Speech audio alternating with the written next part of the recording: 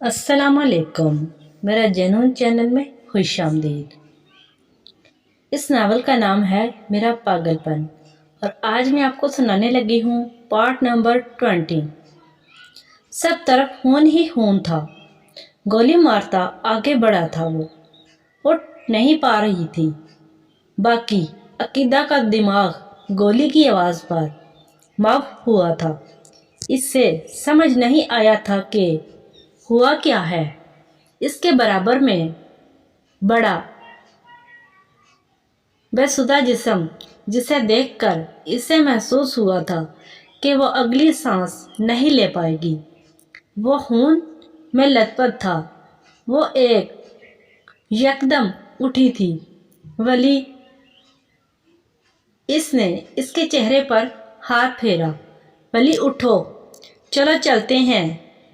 मैंने इन्हें भगा दिया। वली वली उठो, उठ जाओ, फालतू का मजाक मत करो।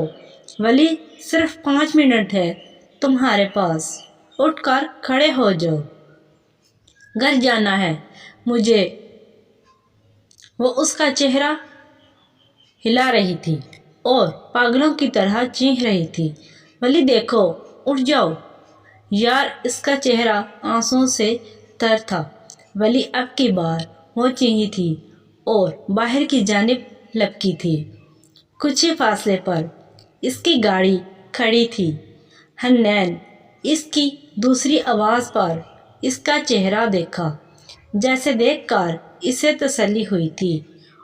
वो इसकी हालत देखकर बाहर निकला था। हन्नैन वली वो इसका हाथ पकड़कर अंदर ले गई थी जहां इसका जिस्म बेसुदा पड़ा था। वो फौरन इसके पास लपकी। वली ठीक हो जाओ, वली ठीक हो जाएगा। हन्नैन ने कुछ नहीं कहा था, बस इसे पकड़कर बाहर की जानिब गया था। वो गाड़ी में लटाया था।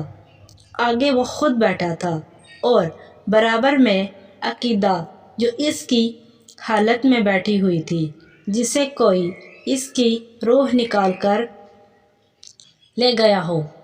1 घंटे की तेज़ ड्राइव के बाद वो हॉस्पिटल में मौजूद थे।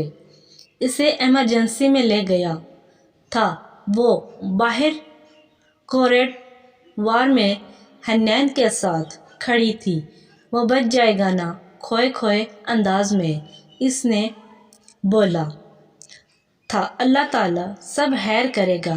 तुम अपने अल्लाह को बोलो, उसे ठीक कर दे। वो तुम्हारा भी अल्लाह है। अकीदा अब की बार इसने हन्नैन को देखा था। वो मेरा सब कुछ है, मेरा भाई, मेरा दोस्त, सब कुछ। मैं जो हूँ उसकी वजह से हूँ। मैंने भेजा था उसे। मैंने उंगली का इशारा किया, इसने अपनी जानब किया था। इससे बोलो ठीक हो जाए, मैं मर जाऊंगी। मेरी माँ छोड़ गई, वो नहीं छोड़ कर जाए। इससे बोल दो तुम मुझसे नाराज़ है, ना किसी मासूम बच्चे की तरह। इसने पूछा था। वली अब की बार वो नन्ही थी। पूरा हॉस्पिटल इसे देख रहा था। इससे बोलो ठीक हो जाए। वो क्यों कर रहा है मेरे साथ ऐसा, जबकि वो जानता है मैं कुछ नहीं इसके सिवा। वली आ जाओ। वो रोते रोते ज़मीन पर डट गई थी। हन्नैन ने इसके कंधे पर हाथ रखकर हौसला दिया था।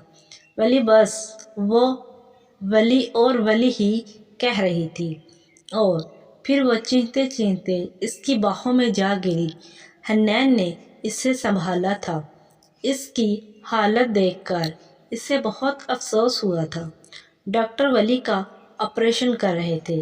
वह बेहोश हॉस्पिटल के रूम में लेटी थी।